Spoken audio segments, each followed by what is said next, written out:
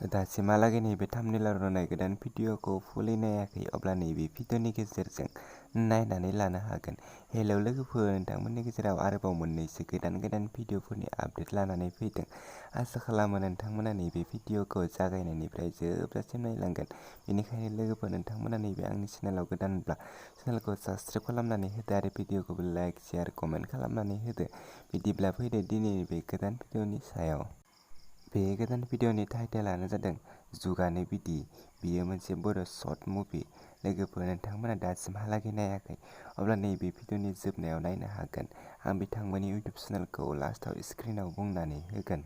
बे भिडिअनि आर्टिस्टफोरानो जादों बिन'द बसुमतारी, कृष्ण बसुमतारी, दैमु बसुमतारी, सबिता दैमारि, अख्रां ब्रह्म, मनज बरगयारी, सनालि बसुमतारी, नलिना ब्रह्म। बिथांमोना नैबे भिडिअखौ दासिमहालागै जेबो आपल'ड खालामथ'वाखै। बे भिडिअनि सिक्रेट प्रडिउसारानो जादों दैथुन नार्जारी।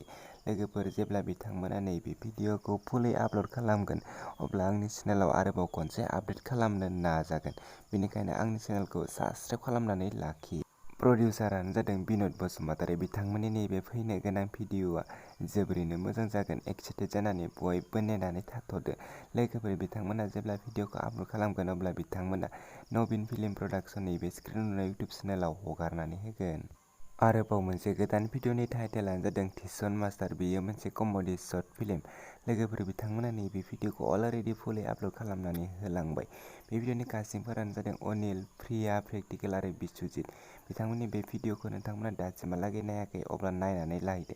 बे भिडिअनि प्रडिउसारानो जादों अनिल नार्जारी, प्रडिउसारानो जादों प्रिया बसुमतारी, स्ट'रि केमेरा एडिटिंआनो जादों जयन्त बसुमतारी। बिथांमोननि नैबे गोदान भिडिअआ जोबोरैनो मोजां जादों। दासिमबो नायाखै अब्ला बिथांमोननि नैबे स्क्रिनआव नुनाय प्रिया एन्टारटेनमेन्ट इउटिउब चेनेलाव थांनानै बिथांमोननि गोदान भिडिअखौ नायनानै लाहैदो। दासिमबो चेनेलखौ साबस्क्राइब खालामाखै अब्ला चेनेलखौ साबस्क्राइब खालामनानै होदो। भिडिअखौ लाइक, शेयार, कमेन्ट खालामनानै होदो।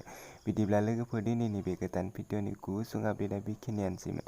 आंनि चेनेलाव बेफोरबायदि गोदान भिडिअनि आपडेट मोननो थाखाय चेनेलखौ साबस्क्राइब खालामदो आरो भिडिअखौबो लाइक, शेयार, कमेन्ट खालामनानै होदो। नेक्स्ट भिडिअनि आपडेटखौ थाबैनो लानानै फैफिनगोन।